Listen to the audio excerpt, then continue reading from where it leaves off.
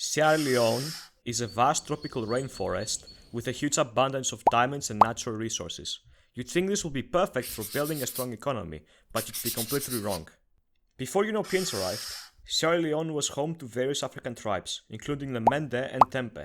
In the 1400s, Portuguese explorers arrived and started trading with locals. Later, the British and other Europeans came for gold, ivory, and slaves. The transatlantic slave trade devastated local societies, taking away strong workers and destabilizing communities. The country was exploited and used up until April 27th of 1961. That day, it finally became a sovereign nation. Even if the Sierra Leone government did its absolute best from that day onwards, the scars of the 600 years of isolation, control and exploitation would still hold it back. But tragically, even that wasn't the case. Sierra Leone was already one of the most poor countries in Africa, for the reason being its abundance of natural resources. Let me explain. Instead of the natural resources being underground, somewhere where only the government can extract them, Sierra Leone has diamonds in the rivers.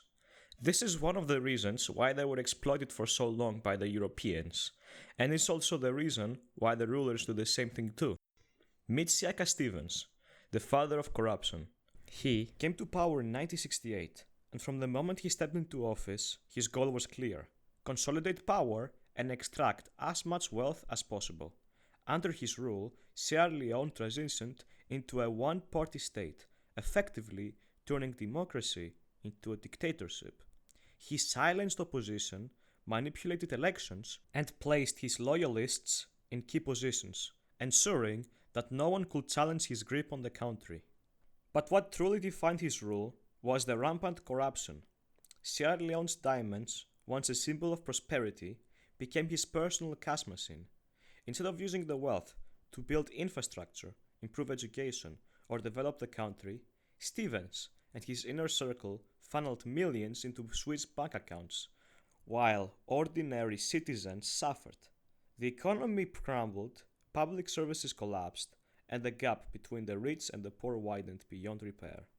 To maintain his power, Stevens relied on fear and intimidation. Political opponents mysteriously disappeared, protests were crushed, and the police force became more focused on protecting his regime than serving the people. And when he finally stepped down in 1985, he didn't leave Sierra Leone in a better place.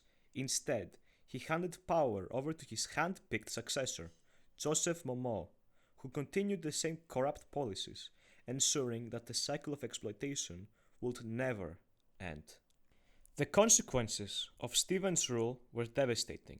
By the time the 90s arrived, Sierra Leone was a nation on the brink of collapse, and it wasn't long before the country spiraled into a brutal civil war, one funneled by the very diamonds that should have been its salvation. The story of Sierra Leone is a tragic reminder of what happens when greed takes priority over governance. The nation had the potential to thrive, but under the rule of men like Siaka Stevens, it lost everything.